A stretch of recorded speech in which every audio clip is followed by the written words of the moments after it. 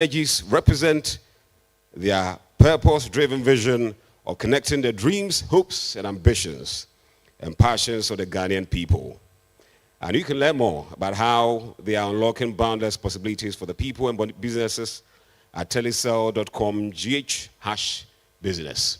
Now for a round of applause to Telecel Ghana. So we invite Ghana on the stage.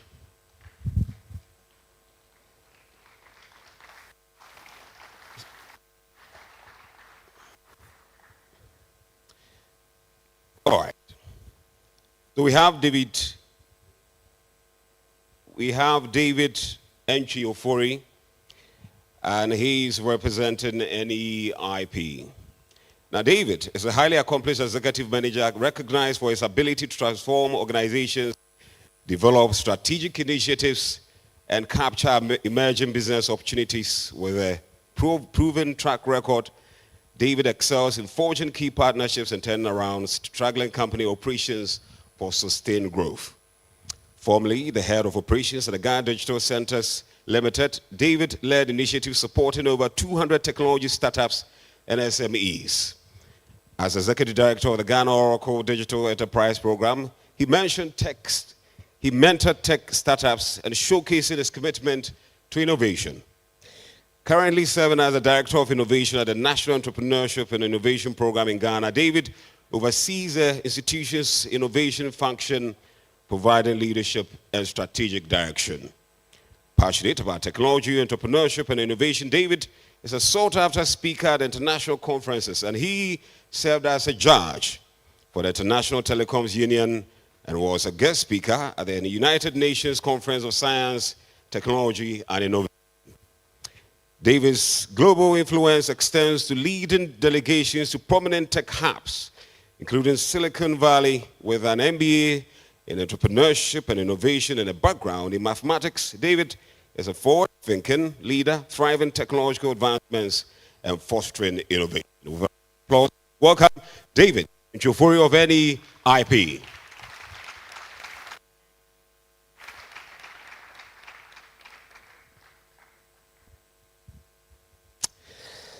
We have our next panelist, and he is Honorable Kojo Bajman, and he's the CEO of the Ghana Digital Limited. Unfortunately, he has a very brief profile. So, Mr. Kojo Bajman, Honorable, please, a round of applause.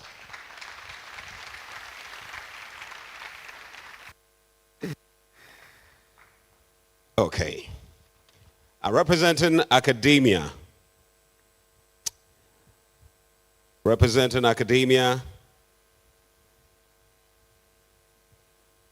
Okay, we have the head of Department of Electrical Engineering, and he's in the person of Dr. Francis Wafu Ifa. Now, Dr. Francis Wafu Ifa received his BSc Electrical and Electronic Engineering degree from the Kwame Nkrumah University of Science and Technology, 2001.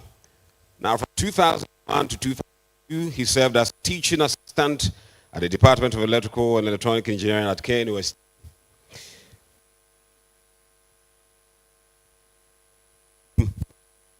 At the end of the national service, he traveled to the United Kingdom on working holiday and to take up an appointment as an electronic engineer with Hospital Engineering Limited, Accra, in 2003.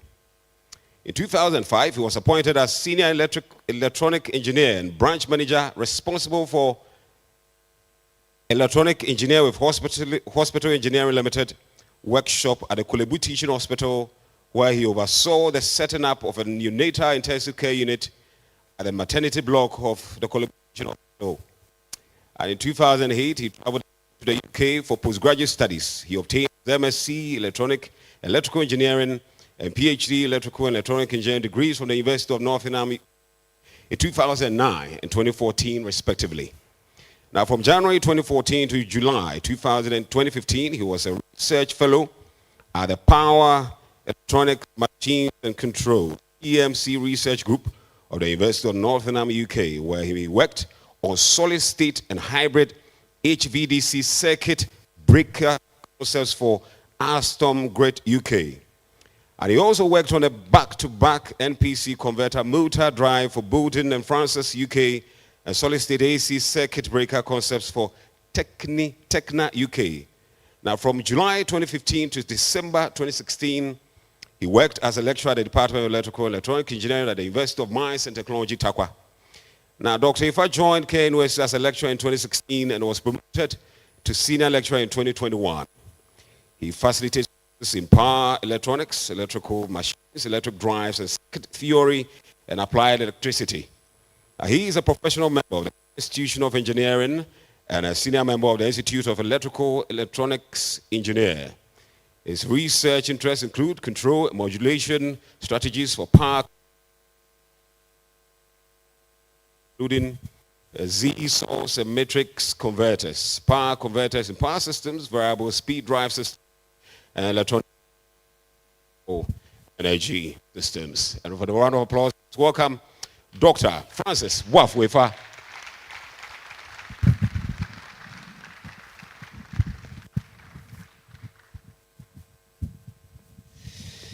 Thank you very much, gentlemen.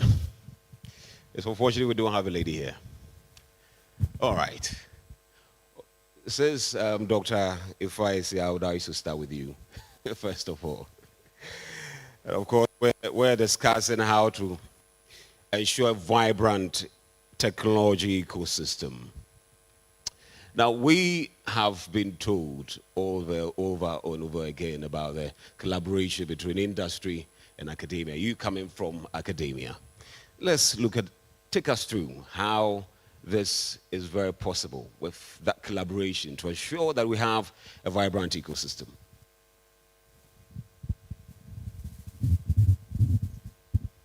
Thank you very much. So we at Electrical Engineering Department, we take advantage of internship for our students. We send our students to industries to work with engineers over there and then identify problems that when we solve will be beneficial to the companies and then to us as academia. So we have a typical example where we sent some of our students to Gridco. And Gridco has a software that they need to renew this software every year. They pay about 700,000 euros to use this software. But through collaboration, we've been able to send a proposal to them where we are developing the software to help them solve the same problem. But it's going to cost them $20,000 to train a postgraduate student. So by the time the student finishes, it will cost $20,000. But he'll be able to come up with a software that will be able to do what they have been doing and paying 700,000 euros a year. So you could see that collaboration with industry is very beneficial to the industry, and it's also very beneficial to the faculty. Because by the time the student finishes his postgraduate studies, we are also going to get some recognition as having come up with a software to solve a peculiar problem in Gridco. So this collaboration between industry and academia is very crucial, and we are committed to doing that. And we are happy to see our industry partners here who will let us know their problems and how our intelligent and very bright students will help them solve these problems. Thank you.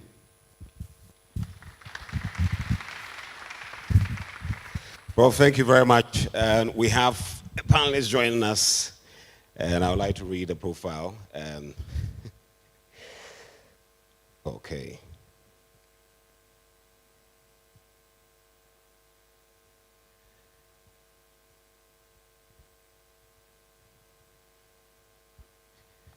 Here we go. Okay.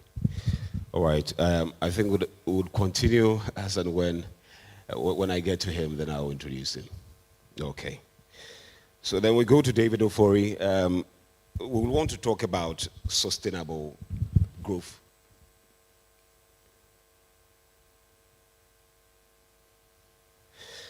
To talk about sustainable growth, And we will want to delve into the strategies which can be implemented to, foster sustainable growth in this whole ecosystem.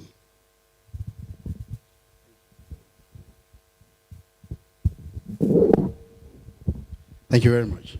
And when we say ecosystem, what are we talking about? It has to be something that hasn't got a single point of failure. I like it when my brother from IT Consortium said the word fintech did not exist when they started. And now, what do we see?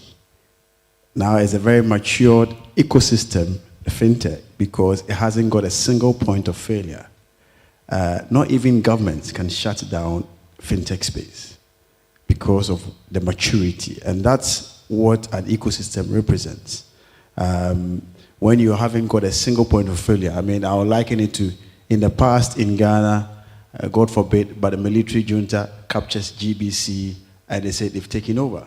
Now you can't succeed like that because we have media pluralism. So there's not a single point of failure for Ghana in that sense. And that is what an ecosystem that has matured represents. So a sustainable, innovative ecosystem is that point, that we don't have a single point of failure. So where you have regulations, policies, you have the VCs, which is the capital market, you have the innovators themselves, you have the human capital, and you have the infrastructure, the critical infrastructure, but then also centered around a big vision.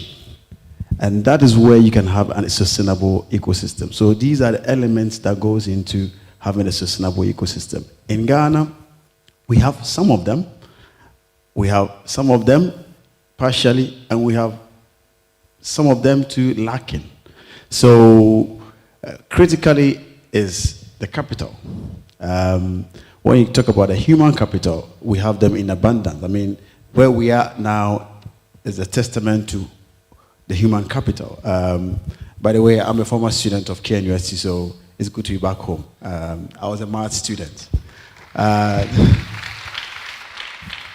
And this is an example of it, because when I was a student here, these things did not exist. We were not having such conversations. So it tells you the maturity and where we are going and how sustainable it is, so that all these young brothers and sisters are being planted with the ideas, the thoughts, even as they listen to the speakers and all of that. It all forms part of building a sustainable, innovative ecosystem. Well, thank you very much. Honorable Kwajoba, I think you can take it.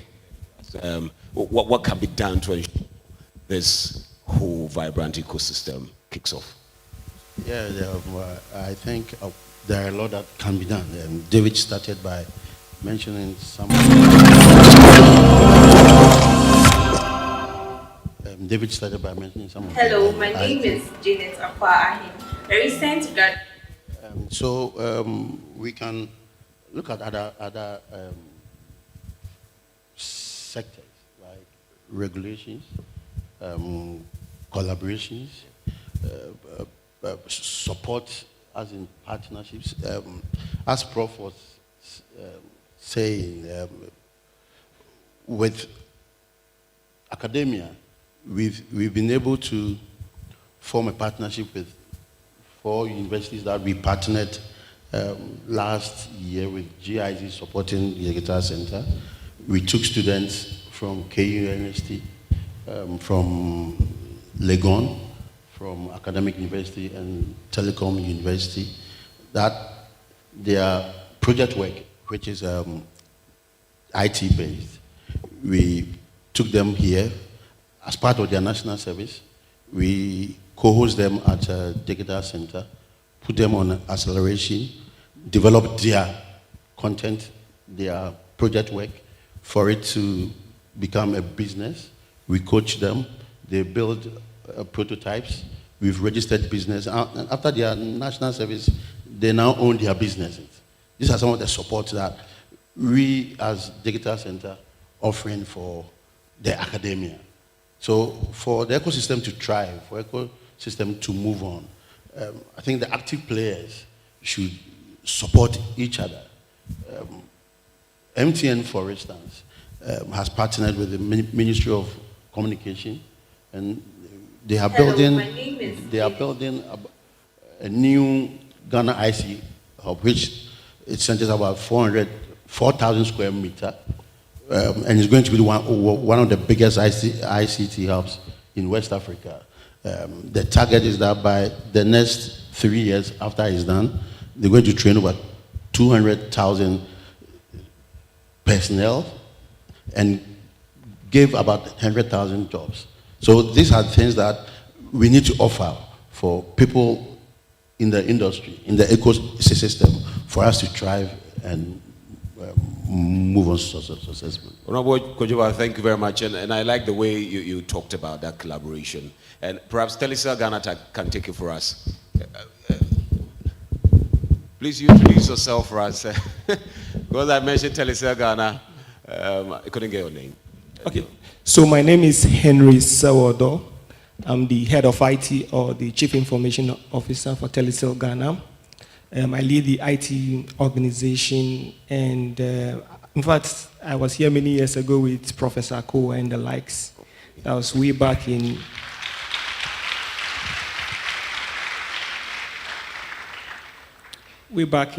2006. And if you happen to make a call on a Telecel number, send message, and even browse the internet, either on the mobile network, on the fixed broadband, or perform any financial transaction, just remember that I was part of that journey. Thank you. Wow. That is really up to you here. And Prof. Honorable Kojoba raised something about the collaboration with startups, big industries, collaborating with startups. You are a big industry. Let's look at the ways you are collaborating with startups to ensure that they thrive, because that has been a very topical issue in recent times. All right, so for us as Telecel, we believe in partnerships and collaboration. We also see innovation as a very critical part of our business. And even our group, Telecel Group, we have, as part of our CSR, we have what we call the African Startup Initiative Program, mainly dedicated for supporting startups. We give them financial support, we give them the necessary platforms for them to be able to thrive. So we support in diverse ways. For us as Telecel Ghana, we've partnered with a number of tech startups or hubs. So for example, we work closely in the past with Knust. We were part of helping their talents or entrepreneurs, innovators to be able to refine their ideas, because these ideas are very critical in how we operate, in terms of how we are shaping society, how we are impacting positively on the world. So we pride a lot in that, and we help these innovators to refine their pitches. We even participated in their hackathons, helping them to refine their pitches. Aside that, we look at their ideas. Usually the idea is raw. We need to help them to refine it, how to help them to put together a business case. Because you can have the talent, you can have the idea, but if it is not meaningful to an investor, you don't get that capital investment to support your innovation. So we help them to put together the business case, help them with the business model to make it viable for any investor to be able to support them. Aside that, we also give them the platforms to experience the technology. So for example, we give them APIs that they can integrate to be able to develop mobile apps, for example, to integrate with our mobile money platform, to also integrate with our SMS, to be able to send SMS, to be able to do USSD, unstructured USSD. Yeah. Aside that also, we believe that we need to hone the talent. So after the learning in the various institutions, we offer internships as well as apprenticeship, where students from KNUST, from GTUC, from University of Ghana come spend some months with us, and then we train them, help them to work with the lead developers, mentor them, which is very critical as part of their development. And aside that, we also take on national service. We even have a graduate executive program where we develop engineers, innovators, because we believe that as players in the industry, our traditional revenue is always flat. So we are looking at new revenue streams, new avenues to increase our top line. And that can only be achieved through innovation. So it is so important to how the industry operates. And we believe that you are the innovators, you are the future leaders who are going to transform the world. So we are very excited to partner with academia, partner with the various industry players, partner with our innovators to to solve community problems. And once that is in place, it will also translate into business opportunities for all of us. All right, thank you very much. I'll come to the member of the panel. I'm going to ask him a certain question, but before he speaks, I would like to read a very brief profile of him. Now, so David Go is a distinguished digital transformation leader with a wealth of experience in the field of information and communication technology, ICT, and he has played a pivotal role in shaping Ghana's digital landscape. Now, he is the CEO of Engine, an IT business outsourcing service provider supporting businesses with their IT resource planning and talent management across major IT domains. And David's expertise include IT outsourcing, strategic human resource planning, and digital skills. Additionally, he holds key positions in two esteemed organizations as Executive Director of the Institute of ICT Professionals Ghana, and his leadership and strategic vision have been instrumental in advancing the goals of IIPGH, a professional body dedicated to promoting excellence and professionalism in the ICT industry. That is a brief profile of him. So, David, a round of applause for him. David, since you are in the talent industry, they are here, aspiring technologists. To know from you, what are the skills which are very essential to thrive in this ecosystem? Thank you very much. Happy to be here. Whenever we talk about skills, people start thinking about complex things. They start thinking about maybe Python programming, data analytics. Sorry, I'm not here to talk about those skills today because you have them already. I'll give you some statistics.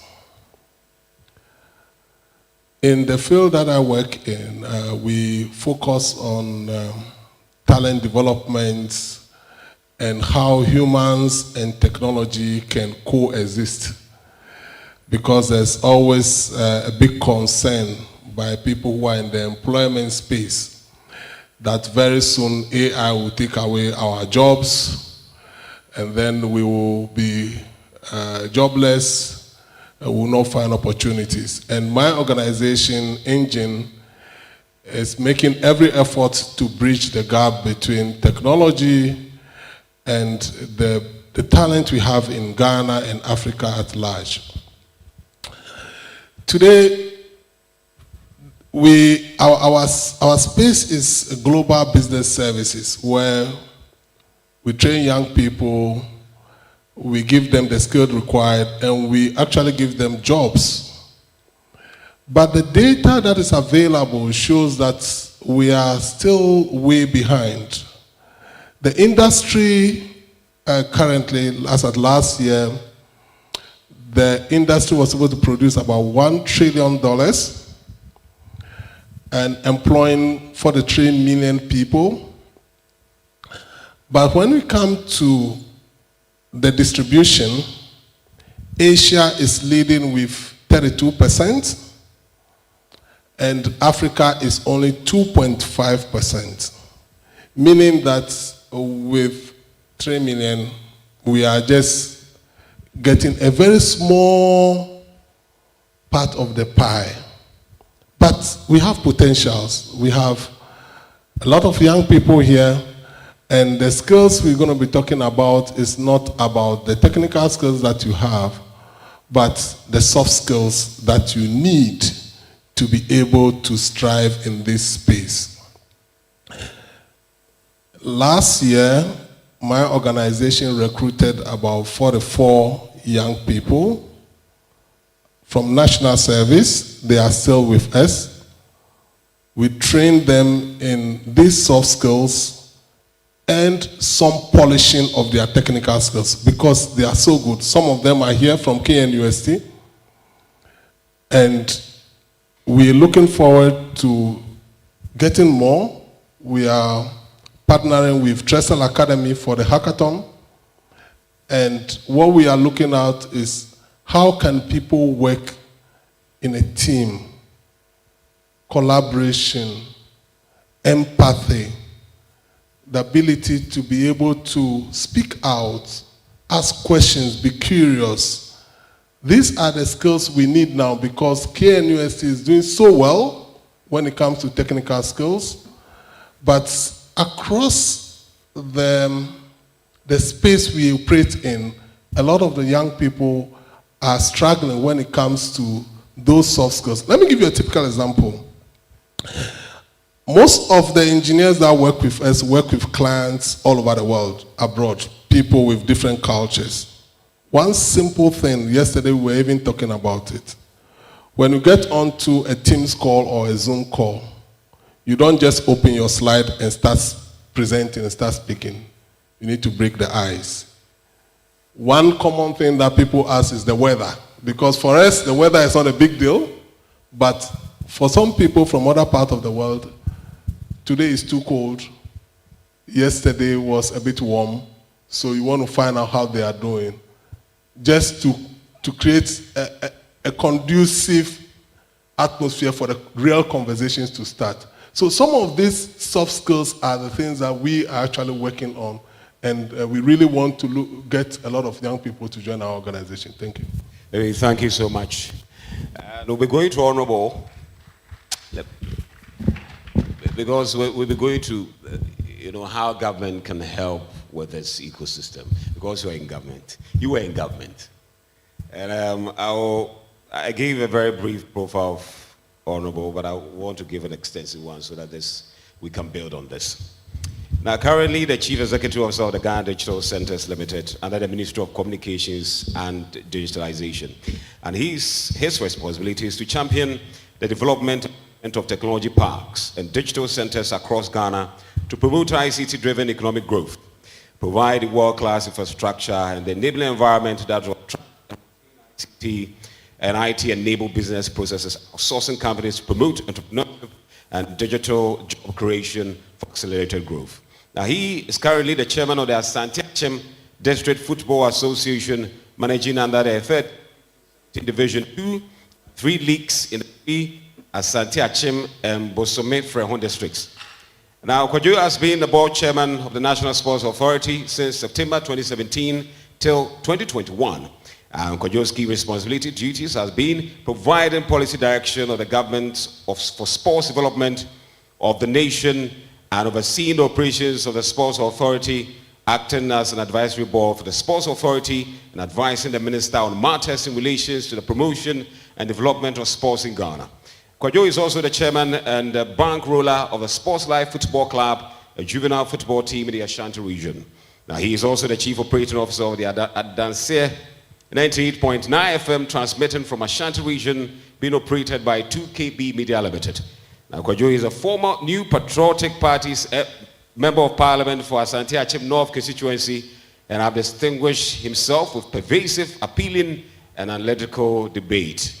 And of course, he has been one of the vibrant youth in Ghana's SIF Parliament, and he was organizer of the Ashanti Caucus of Parliament over that time. And he served on 2 parliamentary subcommittees of youth and sports and culture and poverty reduction committees. And Kwadwo Boateng, of course, an accomplished media sales and marketing professional with experience of over a decade. And he's been working at Adom FM, and I had there's quite a long profile. Round of applause for him. Honorable, of course, you're in government, and we're looking at how government can help to build this ecosystem. Thank you very much. And, that is the dream of the government, that students or the youth don't come home after school and be part of the unemployment community. The essence of establishing the digital center is to provide digital skills and help with innovations and digital entrepreneurship. So as I mentioned earlier, we have the TDIP program that is tailored towards students with ICT background, that we incubate them during their national service for them to get their concept materialized into business. I think for the past weeks, we've been around the trenches in the country, offering training to determined youth, because we realize that now the world is transforming, and digitalization transcends beyond boundaries. You can sit in Ghana and be working somewhere else in the world. So with the needed skill that will be appropriate for employability, the government has offered a platform for us to teach the youth, to train them, so that after school you have a skill. You become your own boss. You sit in your home with your tablet or your laptop. You can secure any job and do. And that is the dream of government. We've been mandated to spearhead this agenda. And last June, just the past June, we were able to have a working MOU with a Canadian innovation called Intrinsic Innovation, which has offered the government of Ghana a support of about $2.7 billion.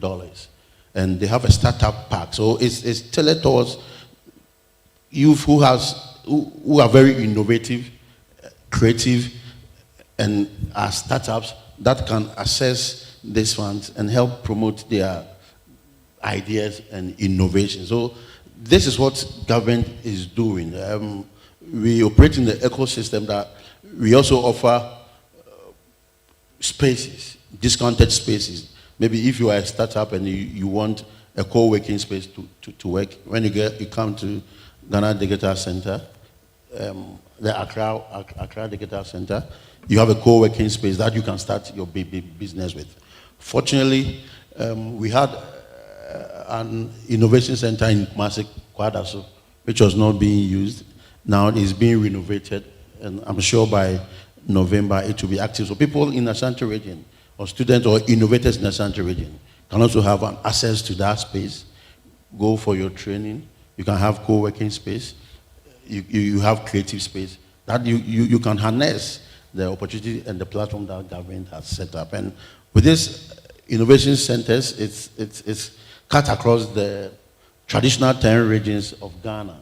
And this is something that we are harnessing to give hope to the youth or to students who are very innovative and want to grow in digital entrepreneurship. Great. We have a video of TDI, and we're going to play that, take a bit of a short respite and play the video so that I think that's going to summarize most of the things that Honorable has said. So if you have the video here,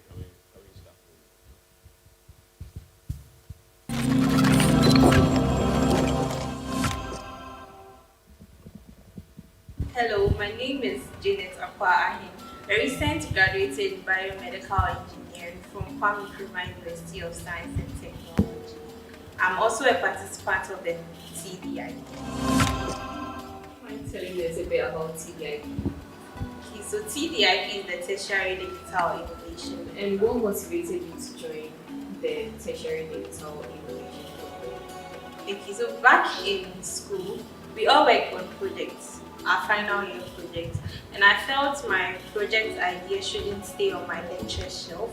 It should be worked upon because I felt it can solve a specific problem in Ghana. So I joined the Tertiary Digital Innovations program. What benefits have you gained from participating in the TDIP? Okay, personally, I have learned a lot in terms of entrepreneurship. I've been able to do my market research to know my potential customers.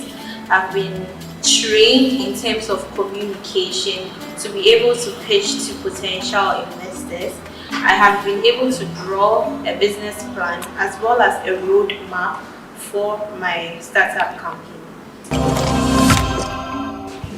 Is there anything you would like to say to the sponsors and partners of the Tertiary Digital Innovation Program? Yes, first of all, I would like to thank our sponsors for organizing such a program for research value to help curb unemployment in Ghana.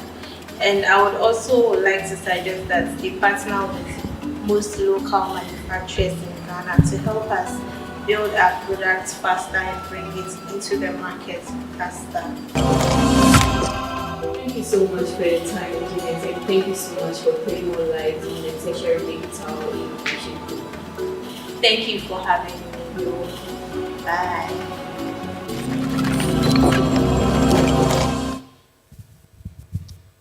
Thank you very much. Let's clap for it. Honorable, thank you very much. And I hope when we're done with the program, perhaps you can, if brochure or anything, you can make it available for our students too. Yeah, we already have a partnership with the faculty, so anything that is possible, we're ready to support the students and help them push it. Great. All right, thank you very much. All right, so we'll come to David. We have two Davids here. So we'll start with David, NEIP. Dave, when it comes to investment, or when it comes to funding, I think it's a very big headache for startups, for instance. How can they access these funds? What are the funds, those funds available for them to tap into? How can they access them? There are a myriad of funds that can be made available to startups and young innovators. At NEIP, where I currently sit, we roll out a number of these things. Bearing in mind that sometimes, even if you're a young innovator, where do you go? Signposting them to the right places is also very important, because otherwise you're just in your small corner thinking that you're doing great, and then you go out and you realize whatever you're doing is even obsolete. So that's a first step, identifying or giving innovators that platform, because you need to showcase them or bring them to the scene. Then you look at the next steps. We also have to be clear that not every innovator is an entrepreneur. It has to be clear. We tend to mix the two up. And so sometimes we force innovators to become entrepreneurs, and then they falter on the way.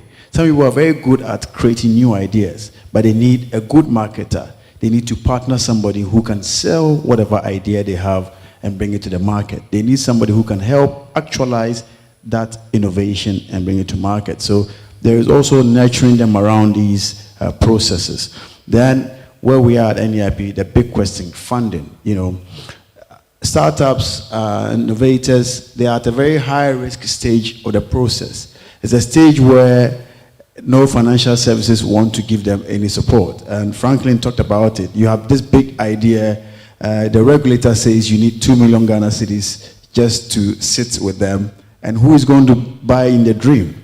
So NEIP, part of the things we do is supporting innovators with grants, not loans, grants. Because truth be told, when you put it in a loan form, the burden already is huge. As a young person starting out, and now they're thinking of a loan, how do they even think about the solution that they are working on? So we give them grant support through a myriad of, a plethora of programs that we have. At NEIP, we have presidential pitch sessions, we have innovation challenges, we have youth innovative, whether it's in agric or it's in other areas, where they can access these grants to help cushion the burden, because we know the challenges in our ecosystem. And these grants are just to say, how can we help de-risk them? Because they are risky. So you're using these grants to de-risk them, to work on them, sharpen the rough edges before proper investors. And I use proper investors advisedly, because your VCs have no patience. Your venture capitalists, they have no patience. They come in, they want to see profit. I put this money in, when are you exiting? When are you coming out? How can I make my money back? But as a country, we are developing. And so we should be able to say, I'll take a risk on this lady, I'll take a risk on this guy. And even if it doesn't work, at least as a country, we will learn out of it. Because 3% of the world's population are born entrepreneurial. The rest of us, we have to come and learn it. So the risk of failure is high. And you have to give people the room to fail, but fail forward. We shouldn't fear the word failure. It is part of the process. In fact, if you show me that you are an entrepreneur and you haven't failed, then you have not succeeded. Because it is in that failure that you succeed. And so part of government's effort is to have these support systems, including these soft loans, grants, to be able to help de-risk them and now make them investor ready for investors to say, you know what, I think the stage you are at now, I can take a risk on you now. So that's some of the things that we do. And now we're even venturing into going into high school level. Because when I came to KNUST to study mathematics, I had a passion for mathematics. I had a passion for numbers. But not everybody is like me. So sometimes, before you leave Prempeh College or St. Louis or Ebri Girls, what do you have in your mind that you say, I'm going to do biochemistry? Because I've already tinkered with an idea, an innovative idea, that I need my first degree to enhance it on. So that we are even more structured in the courses that we are offering at tertiary level. Because at high school level, they have started tinkering with the word innovation. And that's what we are now taking the fight to. Because I think we leave it too long at this level. We need to even go further down. Thank you. Thank you very much, David. Dr. If I'll be coming to you on inclusivity, because that's something that we've discussed for a very long time when it comes to the technology ecosystem. But let me come to Lacelle. Well, let's look at the collaboration between government. Because PPP is about for a long time. You've told us the things that you've been doing to support this ecosystem. Let's look at the ways you can collaborate with government to ensure that this really runs well.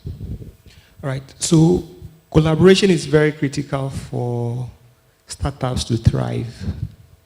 In that, we need the partnership between private sector, government, and why government is very critical is government needs to lead with policies to make the environment very conducive for startups.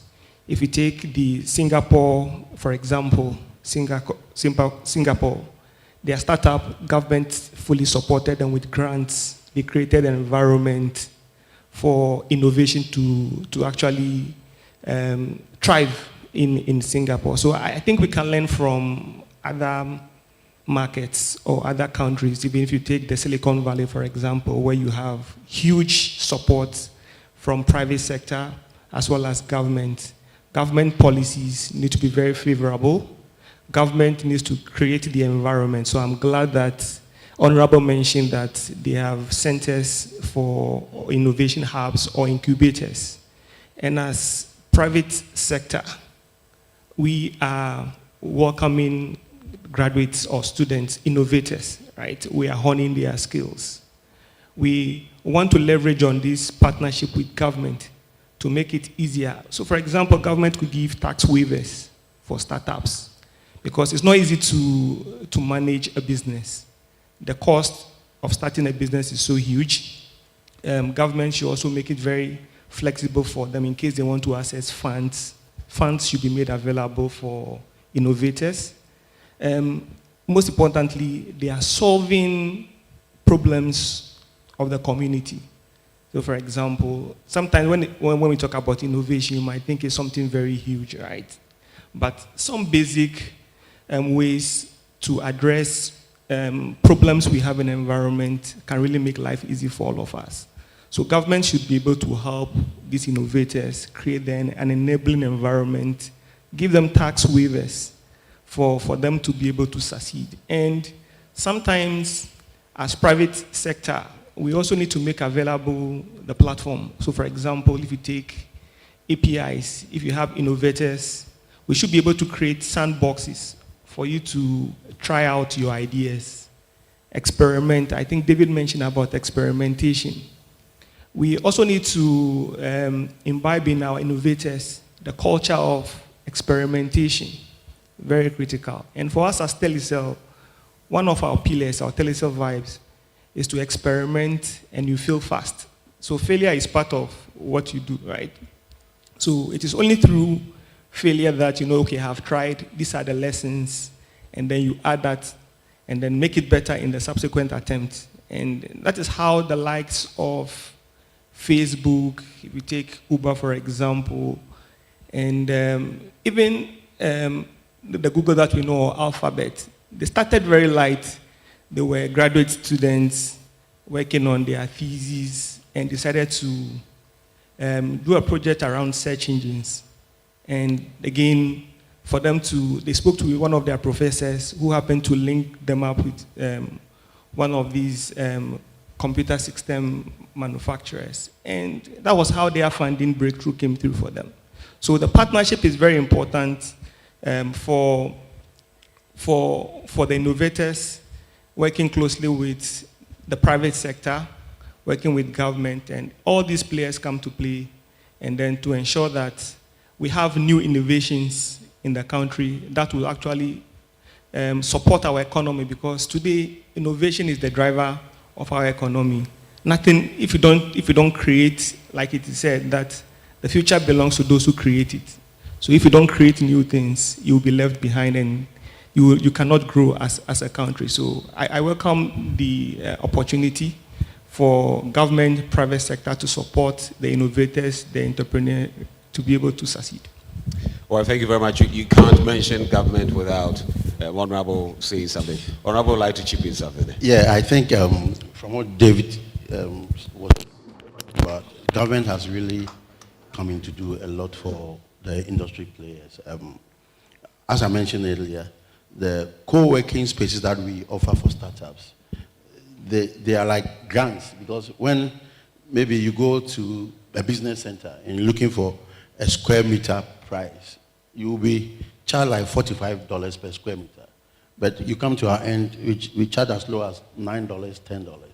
So government in its way is really supporting startups that is even beyond our apprehension. And there is this thing that we've started now. I think NEIP and Digital Center and Ghana Startups Network. You know, before you enjoy some tax reliefs and tax incentives, there should be some laws backing your organization that deserve those things. Ghana, our tax system has been so rigid that if you don't get an ally to back what you're doing, it becomes difficult for you to be exempted. So we are spearheading Startup Act, Startup Bill, which is now at a very advanced stage. With that, it will define various categorization of benefits like taxation, tax rebate, tax reliefs, support, and all that. And there will be, that is where the act or the bill can create dedicated fund for startups. Now, NEIP is doing part, GEA is doing some, Digital Center is doing, even other organizations are also doing. But when the act becomes into realization, that's where you have a defined role to source for funding. And I mentioned something earlier. MTN has offered Ghana about $25 million to put up an ICT hub that I mentioned earlier to you. And it's also another benefit that government and the private sector has contributed, and it's going to offer a lot of opportunities for innovators and startups. I don't know if your media guys has it. We brought a documentation of it The contractor Ghana is ICT Hub, it's a partnership outside. between MTN I think Ghana we have it and the here, government so of Ghana through the that's going to explain it better. and digitization. MTN pledged to support Ghana's digitization agenda in line with its ambition to lead the delivery of digital solutions for Africa's progress. In fulfillment of this pledge, MTN Ghana has committed $25 million toward the realization of the Ghana ICT Hub project. The objectives of the Ghana ICT Hub project is anchored on the following: to create an ICT-enabled environment for human capital and ICT skills development, to develop an ICT ecosystem through remote access delivery to facilitate job creation for national development, to provide a modern, state-of-the-art physical infrastructure to serve as a pillar for the digital Ghana agenda. The physical infrastructure, when completed, will provide 4,000 square meters of space with the following facilities: laboratories for technology training and research, innovation hub, co-working spaces for tech innovation startups, Tier 3 data center, conferencing facilities, offices and meeting rooms, commercial lettable spaces, gaming area, restaurant, ancillary facilities. The technology laboratories will be fitted with the next generation ICT equipment and applications to provide the youth of Ghana with practical training in Industry 4.0 technologies such as artificial intelligence, AI, machine learning, cloud computing, 3D printing, robotics, Internet of Things, IoT, advanced manufacturing techniques, cybersecurity, genetic engineering. The project also seeks to establish a complete ecosystem at the hub through remote access delivery to facilitate job creation for national development. The ecosystem shall comprise of MDAs, technology companies, startups, incubators, research agencies, leading universities globally, foundations worldwide to create a community. 1. The ecosystem community shall bridge the divide between academia and industry and provide solutions to challenges in the key sectors of health, agriculture, and educational sectors of the economy. 2. It shall also run an innovation program providing mentoring and networking for the youth in tech startups. 3. The ecosystem community shall establish an innovation fund to support startups, research agencies, and other entities in the ecosystem. MTN Ghana and the Ministry of Communications and Digitization are championing the Ghana Digital Agenda for Ghana's development. Welcome to the digital age. A round of applause. So this is what MTN has offered Ghana as part of their 25 years anniversary. We just offer them a space. Okay. And they are putting this for Ghana. So we are proposing to Telecel. We have secured a space at Rich, Kumasi. So Telecel can also start up DS and put out one in Kumasi for us. Thank you. That's a very big challenge. But I know they will be able to ace it. Yeah, just to add that, as Telecel, we've actually adopted KNUST, right? Oh, great. Yes. So if you notice, we have done a lot of innovation with KNUST. We've worked with them, creating an environment for students to even access internet, okay? And we're part of a team that developed a solution. I know you're all enjoying the internet services. It's nice. Is that 5 gigabytes of service or 2 gigabytes? 5. It's wide.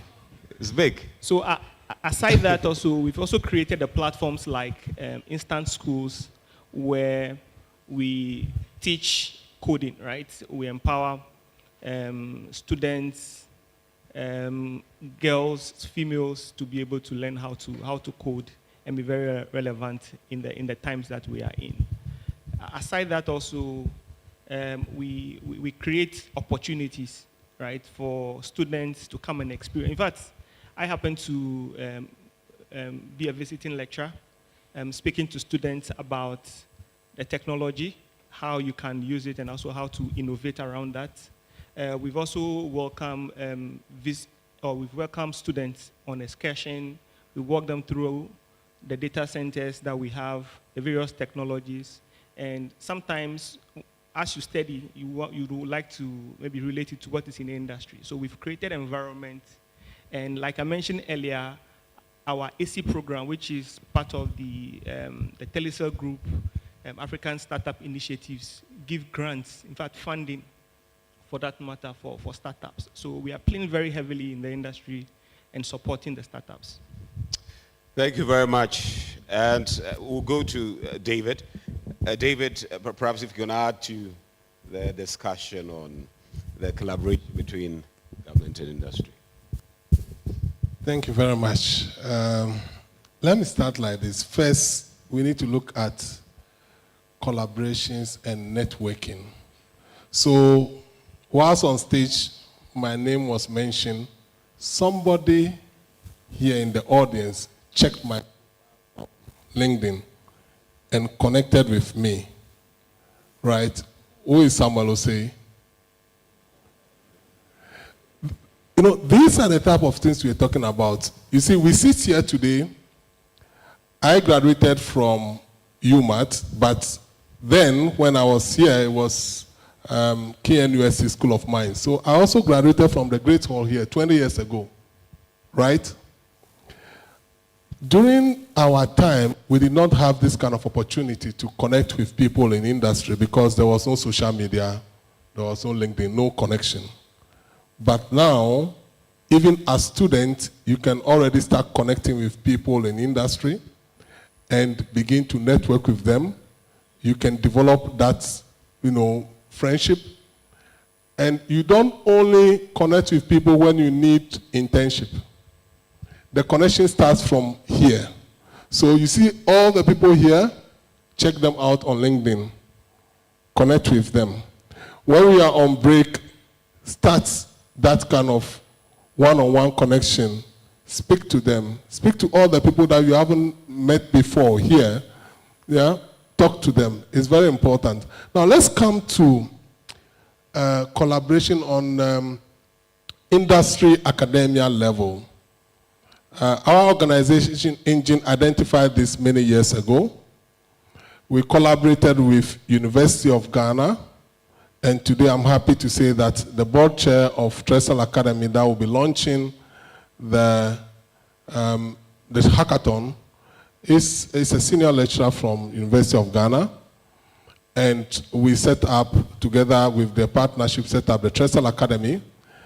And the Trestle Academy has been organizing a lot of hackathons, and we identify talent from the hackathon, and some of those people are currently working with us. We have sent some abroad to our headquarters to work, and also some of them to go for further studies. Currently, we have a lady that is in Switzerland studying and also working for our organization and our headquarters. And we are happy to be here. Today we have a team of more than 10 people from Accra. We're going to spend the whole week here, and it's all part of our commitment towards that collaboration to ensure that what we started with University of Ghana and Accra Technical University, where we organize hackathons, and through the hackathons with our partners, we are able to identify talent that we recruit and employ. We'll be able to do that with KNUST. We started this remotely. Currently, we have about 3 national service persons from KNUST that are with us. We recruited over 44 last year, and we're looking forward to that type of collaboration where we identified young people that are talented, that have the energy and want to work. Now, when it comes to working with academia, we know you have your own set of procedures, but innovation is important. And we believe that in this age of AI, we need to work more closely because technology is evolving so fast. Even those of us in industry, what we do today will not be relevant in the next 2-3 years. But how do we get industry to also tag along?